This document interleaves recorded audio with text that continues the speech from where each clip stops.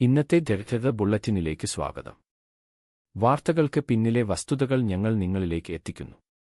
ഒരു മനുഷ്യൻ നായായി മാറുന്നതായി പ്രചരിക്കുന്ന വീഡിയോയെക്കുറിച്ചുള്ള അന്വേഷണവും ജിസിസി, യമൻ രാജ്യങ്ങളും ഈജിപ്തും തമ്മിലുള്ള പുതിയ നയതന്ത്ര നീക്കങ്ങളുമാണ് ഇന്നത്തെ പ്രധാന വാർത്തകൾ. നമുക്ക് നേരിട്ട് പ്രധാന വാർത്തയിലേക്ക് കടക്കാം. സോഷ്യൽ മീഡിയയിൽ വൈറലായ ഒരു വീഡിയോയെക്കുറിച്ചുള്ള വാർത്തയാണ് ഇപ്പോൾ പുറത്തുവരുന്നത്. ഒരു ജാപ്പനീസ് യുവാവ് ശസ്ത്രക്രിയയിലൂടെ നായയായി മാറിയെന്ന തരത്തിലുള്ള വീഡിയോയാണ് പ്രചരിച്ചത്.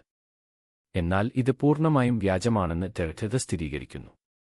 ബൂം ലൈവിന്റെ ഷൂതയായ റിപ്പോർട്ട് പ്രകാരം ഇതൊരു യഥാർത്ഥ ശസ്ത്രക്രിയയോ മനുഷ്യൻ നായയായി മാറിയതോ അല്ല, മറിച്ച് ആർട്ടിഫിഷ്യൽ ഇന്റലിജൻസ് അഥവാ AI സാങ്കേതികവിദ്യ ഉപയോഗിച്ച് നിർമ്മിച്ചതാണ്.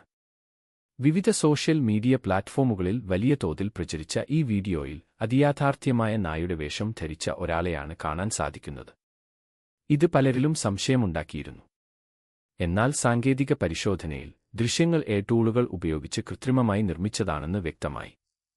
ഇത്തരം കൃത്രിമ ദൃശ്യങ്ങൾ എത്രത്തോളം സങ്കീർണമാണെന്നും ഉപയോഗിച്ച് നിർമ്മിക്കുന്ന ഉള്ളടക്കങ്ങൾ എത്ര എളുപ്പത്തിൽ യഥാർത്ഥ സംഭവങ്ങളായി അവതരിപ്പിക്കാമെന്നും ബൂം ലൈവിന്റെ അന്വേഷണം ചൂണ്ടിക്കാട്ടുന്നു. ആളുകളുടെ കൗതുകത്തെ മുതലെടുക്കാനും വിമർശനാത്മകമായ ചിന്തകളെ മറികടക്കാനും ഇത്തരം വീഡിയോകൾ ഉപയോഗിക്കപ്പെടുന്നുണ്ടെന്ന് വിദഗ്ധർ മുന്നറിയിപ്പ് നൽകുന്നു. അതിനാൽ അവിശ്വസനീയമായ കാര്യങ്ങൾ പ്രചരിപ്പിക്കുന്നതിന് മുൻപ് അവയുടെ സത്യാവസ്ഥ പരിശോധിക്കേണ്ടത് അത്യന്താപേക്ഷിതമാണ്. ഇത്തരത്തിൽ ഒരു ശസ്ത്രക്രിയയും നടന്നിട്ടില്ലെന്നും ഇത് വെറുമൊരു ഡിജിറ്റൽ സൃഷ്ടി മാത്രമാണെന്നും തെളിഞ്ഞിട്ടുണ്ട്. വിശ്വസനീയമായ വാർത്താമാധ്യമങ്ങൾ സ്ഥിരീകരിക്കാത്ത ഇത്തരം സെൻസേഷണൽ വാർത്തകൾ കാണുമ്പോൾ പ്രേക്ഷകർ അതീവ ജാഗ്രത പാലിക്കണമെന്ന് ഓർമ്മിപ്പിക്കുന്നു. ഗൾഫ് സഹകരണ council secretary general Jassim Mohammed Al Budaiwi Egyptian വിദേശകാര്യമന്ത്രി ബദർ അബ്ദലാത്തിയുമായി കെയ്റോയിൽ ഉന്നതതല ചർച്ചകൾ നടത്തി. മേഖലയിലെ ഏറ്റവും പുതിയ സംഭവവികാസങ്ങൾ ചർച്ച ചെയ്യുന്നതിനാണ് കൂടിക്കാഴ്ച നടന്നത്. ഖത്തർ വാർത്താ ഏജൻസി റിപ്പോർട്ട് ചെയ്തതനുസരിച്ച് പരസ്പര താൽപ്പര്യമുള്ള വിവിധ വിഷയങ്ങൾ കൂടിക്കാഴ്ചയിൽ ചർച്ചയായി. മേഖലയിലുടനീളം സ്ഥിരതയും സുരക്ഷയും നിലനിർത്തേണ്ടതിന്റെ പ്രാധാന്യത്തെക്കുറിച്ച് ഇരു നേതാക്കളും ഊന്നിപ്പറഞ്ഞു. ജിസിസി അംഗരാജ്യങ്ങളും ഈജിപ്തും തമ്മിലുള്ള തന്ത്രപരമായ പങ്കാളിത്തം കൂടുതൽ ശക്തിപ്പെടുത്തുന്നതിനുള്ള വഴികൾ അൽ ബുദൈവിയും അബ്ദലാത്തിയും ചർച്ച ചെയ്തു. ഇരു രാജ്യങ്ങളുടെയും കൂട്ടായ ലക്ഷ്യങ്ങൾക്കും ദീർഘകാല താൽപ്പര്യങ്ങൾക്കും അനുസൃതമായി സഹകരണം വർദ്ധിപ്പിക്കാനുള്ള പ്രതിബദ്ധ ചർച്ചകളിൽ വ്യക്തമായി. നിലവിലെ ഭൗമരാഷ്ട്രീയ വെല്ലുവിളികൾ അവലോകനം ചെയ്ത ഇരു നേതാക്കളും പ്രാദേശിക പ്രതിസന്ധികളെ ഫലപ്രദമായി നേരിടാൻ തുടർച്ചയായ ഏകോപനം അനിവാര്യമാണെന്ന് ചൂണ്ടിക്കാട്ടി. ഗൾഫ് രാജ്യങ്ങളും കെയ്റോയും തമ്മിലുള്ള ബന്ധം കൂടുതൽ ദൃഢമാക്കുന്നതിനും മാറിക്കൊണ്ടിരിക്കുന്ന രാഷ്ട്രീയ സാഹചര്യങ്ങളിൽ ഏകീകൃതമായ സമീപനം ഉറപ്പാക്കുന്നതിനുമുള്ള നയതന്ത്ര ശ്രമങ്ങളുടെ ഭാഗമാണ് ഈ കൂടിക്കാഴ്ച. ജിസിസിയും ഈജിപ്തും തമ്മിലുള്ള ചരിത്രപരവും രാഷ്ട്രീയവുമായ ആഴത്തിലുള്ള ബന്ധം ഊട്ടിയുറപ്പിച്ചുകൊണ്ട് വരും കാലങ്ങളിൽ സാമ്പത്തിക സുരക്ഷാ മേഖലകളിൽ കൂടുതൽ സഹകരണം ഉറപ്പാക്കാൻ ഉന്നതതല ചർച്ചകൾ തുടരുമെന്ന ധാരണയോടെയാണ് കൂടിക്കാഴ്ച സമാപിച്ചത്. ദരിദ്രതന് വേണ്ടി ഒമാൻ ഉൾക്കടലിൽ പനാമയിൽ രജിസ്റ്റർ ചെയ്ത ചരക്ക് കപ്പലിനു നേരെ അമേരിക്കൻ സൈനിക ഹെലികോപ്റ്ററുകൾ മിസൈൽ ആക്രമണം നടത്തിയതായി US സെൻട്രൽ കമാൻഡ് സ്ഥിരീകരിച്ചു. ഇറാൻ ഏർപ്പെടുത്തിയ ഉപരോധം ലംഘിച്ചുവെന്നാരോപിച്ച് കപ്പലിന്റെ പ്രവർത്തനം തടസ്സപ്പെടുത്താനാണ് ആക്രമണം നടത്തിയതെന്ന് US സൈന്യം വ്യക്തമാക്കി. കപ്പൽ യാത്ര തുടരുന്നത് തടയാൻ എഞ്ചിൻ റൂം ലക്ഷ്യമിട്ടാണ് ആക്രമണം നടത്തിയതെന്ന് BBC റിപ്പോർട്ട് ചെയ്യുന്നു. ഈ മേഖലയിലെ സമുദ്ര സുരക്ഷാ സമ്മർദ്ദങ്ങൾ വർദ്ധിക്കുന്നതിനിടെയാണ് ഈ സംഭവം ഉണ്ടായിരിക്കുന്നത്. അന്താരാഷ്ട്ര ഉപരോധങ്ങൾ ലംഘിക്കുന്നുണ്ടോ എന്ന് നിരീക്ഷിക്കാൻ വിവിധ രാജ്യങ്ങളുടെ സേനകൾ ഈ മേഖലയിൽ നിലയുറപ്പിച്ചിട്ടുണ്ട്. കപ്പൽ നിയമവിരുദ്ധ പ്രവർത്തനങ്ങളിൽ ഏർപ്പെട്ടുവെന്നാണ് അമേരിക്കയുടെ വാദമെങ്കിലും അന്താരാഷ്ട്ര സമുദ്രപാതയിൽ വാണിജ്യ കപ്പലിനു നേരെ സൈനിക ബലം പ്രയോഗിച്ചതിനെതിരെ വിമർശനങ്ങൾ ഉയരുന്നുണ്ട്. ആക്രമണത്തെ തുടർന്ന് കപ്പൽ പൂർണ്ണമായും നിശ്ചലമായിരിക്കുകയാണ്. കപ്പലിലെ ചരക്കുകളെക്കുറിച്ചോ ജീവനക്കാരെക്കുറിച്ചോ ഉള്ള കൂടുതൽ വിവരങ്ങൾ പ്രാദേശിക അധികൃതർ അന്വേഷിച്ചുവരികയാണ്. ആഗോള വ്യാപാര പാതകളുടെ സുരക്ഷ ഉറപ്പാക്കാൻ വിവിധ അന്താരാഷ്ട്ര സഖ്യങ്ങൾ ഈ മേഖലയിൽ സജീവമായിരിക്കുന്നതിനിടെയാണ് ഈ സംഭവം. കപ്പലിനുണ്ടായ നാശനഷ്ടങ്ങളെക്കുറിച്ചോ ജീവനക്കാരുടെ നിലവിലെ അവസ്ഥയെക്കുറിച്ചോ ഔദ്യോഗിക വിവരങ്ങൾ ഇതുവരെ പുറത്തുവന്നിട്ടില്ല. നയതന്ത്ര തലത്തിൽ ഇതിനുള്ള പരിഹാരങ്ങൾ തേടുകയാണ് അധികൃതർ. ദരിദ്രതന് വേണ്ടി റിപ്പോർട്ട് ചെയ്ത് പോർച്ചുഗീസ് ഫുട്ബോൾ ഇതിഹാസം ക്രിസ്ത്യാനോ റൊണാൾഡോ തന്റെ ദീർഘകാല പങ്കാളി ജോർജീന റോഡ്രിഗസിനെ ഔദ്യോഗികമായി വിവാഹം കഴിച്ചു. ഈ വേനൽക്കാലത്ത് നടന്ന ഫിഫ ലോകകപ്പിന് ശേഷമാണ് ഇരുവരും വിവാഹിതരായത്. ലോകകപ്പ് വേദിയിലെ റൊണാൾഡോയുടെ അവസാനത്തെ സാന്നിധ്യമായിരുന്നു ഇത്തവണത്തേത്. ബിബിസിയും അൽ ജസീറയും റിപ്പോർട്ട് ചെയ്യുന്നത് പ്രകാരം അന്താരാഷ്ട്ര മത്സരങ്ങൾക്ക് ശേഷം തിരിച്ചെത്തിയ ഉടൻ തന്നെ തികച്ചും സ്വകാര്യമായ ചടങ്ങിലായിരുന്നു വിവാഹം. 2016 മുതൽ ഒന്നിച്ചു ജീവിക്കുന്ന ഇരുവരുടെയും വിവാഹത്തെക്കുറിച്ച് നേരത്തെ പല അഭ്യൂഹങ്ങളും ഉയർന്നിരുന്നുവെങ്കിലും ഇപ്പോൾ മാത്രമാണ് ഔദ്യോഗിക സ്ഥിരീകരണം വരുന്നത്. അന്താരാഷ്ട്ര ഫുട്ബോളിലെ തിളക്കമാർന്ന കരിയറിന് ശേഷം തന്റെ വ്യക്തിജീവിതത്തിലെ സുപ്രധാന നാഴികക്കല്ലുകളിലേക്ക് ശ്രദ്ധ കേന്ദ്രീകരിക്കുകയാണ് റൊണാൾഡോ. കഴിഞ്ഞ 8 വർഷമായി തങ്ങളുടെ സ്വകാര്യത കാത്തുസൂക്ഷിക്കുന്ന ഇവർ, വിവാഹത്തിന്റെ വേദിയോ അതിഥികളുടെ വിവരങ്ങളോ പുറത്തുവിട്ടിട്ടില്ല. സൗദി അറേബ്യയിൽ തുടരുന്ന റൊണാൾഡോയുടെ ജീവിതത്തിലെ പുതിയൊരു അധ്യായമാണ് ഈ വിവാഹം.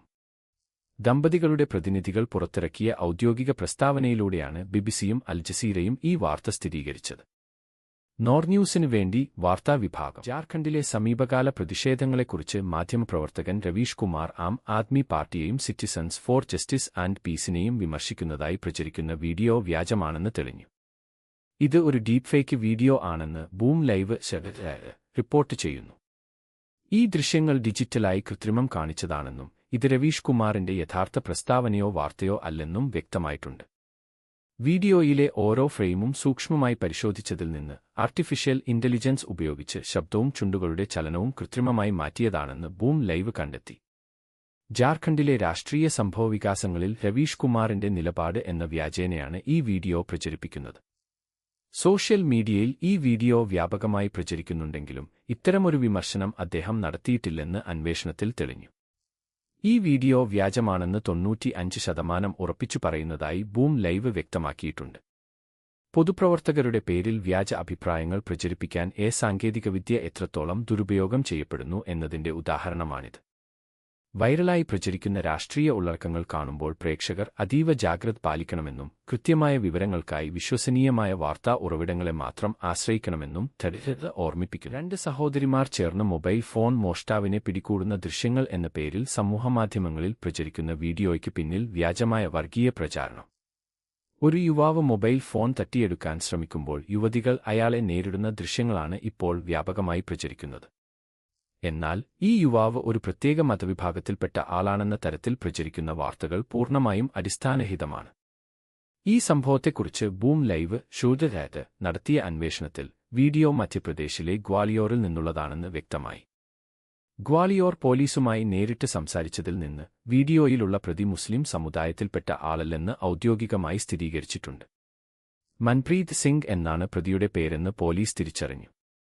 ഇതൊരു സാധാരണ മോഷണക്കേസ് മാത്രമാണെന്നും സമൂഹമാധ്യമങ്ങളിൽ പ്രചരിക്കുന്നതുപോലെ ഇതിന് യാതൊരുവിധ വർഗീയ മാനങ്ങളുമില്ലെന്നും പോലീസ് വ്യക്തമാക്കി. ഇത്തരത്തിലുള്ള തെറ്റായ വിവരങ്ങൾ സമൂഹത്തിൽ അനാവശ്യമായ സംഘർഷങ്ങൾക്ക് വഴിവെച്ചേക്കാം. വൈറലാകുന്ന വീഡിയോകളിലെ വ്യക്തികളെക്കുറിച്ച് ഏതെങ്കിലും പ്രത്യേക വിഭാഗവുമായി ബന്ധപ്പെടുത്തി പ്രചരിപ്പിക്കുന്നതിന് മുൻപ് അവയുടെ സത്യാവസ്ഥ പരിശോധിക്കേണ്ടത് അത്യാവശ്യമാണ്. 100-ൽ 95 ട്രൂത്ത് സ്കോറോടെ ഈ വീഡിയോയുമായി ബന്ധപ്പെട്ട വർഗീയ പ്രചാരണങ്ങൾ പോലീസും സ്വതന്ത്ര ഫാക്ട് ചെക്കർമാരും ചേർന്ന് പൂർണ്ണമായും തള്ളിക്കളഞ്ഞിട്ടുണ്ട്.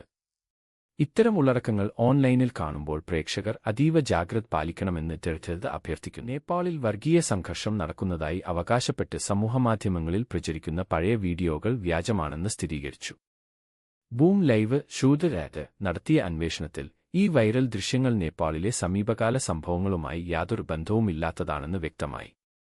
ഈ ദൃശ്യങ്ങൾ വർഷങ്ങൾക്ക് മുൻപ് ബംഗ്ലാദേശിൽ നടന്ന സംഭവങ്ങളുടേതാണെന്നും ജനങ്ങൾക്കിടയിൽ ഭിന്നിപ്പുണ്ടാക്കാൻ തെറ്റായ രീതിയിൽ പ്രചരിപ്പിക്കുകയാണെന്നും ഞങ്ങളുടെ അന്വേഷണത്തിൽ തെളിഞ്ഞു. പൊതുജനങ്ങളെ തെറ്റിദ്ധരിപ്പിക്കാൻ ലക്ഷ്യമിട്ടാണ് പഴയ ദൃശ്യങ്ങൾ നേപ്പാളിലേതെന്ന വ്യാജേന പ്രചരിപ്പിച്ചത്. ബൂം ലൈവ് നടത്തിയ ഫ്രെയിം ബൈ ഫ്രെയിം പരിശോധനയിലും റിവേഴ്സ് ഇമേജ് സെർച്ചിലും ഈ വീഡിയോകൾ വർഷങ്ങൾക്ക് മുൻപ് ബംഗ്ലാദേശിൽ നടന്ന സംഭവങ്ങളുടേതാണെന്ന് കണ്ടെത്തി. 100-ൽ 95 ട്രൂത്ത് സ്കോർ നൽകുന്ന ഈ റിപ്പോർട്ട് സമൂഹമാധ്യമങ്ങളിൽ പ്രചരിക്കുന്ന ദൃശ്യങ്ങൾ പങ്കുവയ്ക്കുന്നതിന് മുൻപ് അവയുടെ ആധികാരികത പരിശോധിക്കേണ്ടതിന്റെ പ്രാധാന്യത്തെ ഓർമ്മിപ്പിക്കുന്നു. സാമൂഹിക അസ്വസ്ഥതകൾ നിലനിൽക്കുന്ന സമയങ്ങളിൽ തെറ്റായ വിവരങ്ങൾ അതിവേഗം പടരുന്നതിനാൽ സ്ഥിരീകരിക്കാത്ത സമൂഹമാധ്യമ പോസ്റ്റുകളെ ആശ്രയിക്കാതെ ഔദ്യോഗിക വാർത്താ മാധ്യമങ്ങളെ മാത്രം വിശ്വസിക്കണമെന്ന് വിദഗ്ധർ മുന്നറിയിപ്പ് നൽകുന്നു. പഴയ ദൃശ്യങ്ങൾ ഉപയോഗിച്ച് നിലവിലെ സംഭവങ്ങളെ തെറ്റായി ചിത്രീകരിക്കുന്ന ഡിജിറ്റൽ വ്യാജപ്രചാരണങ്ങൾ വർദ്ധിച്ചുവരുന്ന സാഹചര്യത്തിൽ ഇത്തരം ചതിക്കുഴികളിൽ വീഴാതിരിക്കാൻ ജാഗ്രത പാലിക്കണമെന്ന് പ്രേക്ഷകരോട് അഭ്യർത്ഥിക്കുന്നു. ഇന്നത്തെ ഏറ്റവും പ്രധാനപ്പെട്ട വാർത്തകളുടെ വസ്തുതാപരമായ വിശകലനത്തിലേക്ക് സ്വാഗതം. വാർത്തകളിലെ കോലാഹലങ്ങൾക്കിടയിലും സത്യം മാത്രം നിങ്ങളിലേക്ക് എത്തിക്കാൻ ഞങ്ങൾ പ്രതിജ്ഞാബദ്ധരാണ്. പ്രസിദ്ധീകരിക്കുന്നതിന് മുൻപേ സത്യം പരിശോധിക്കപ്പെടുന്നു.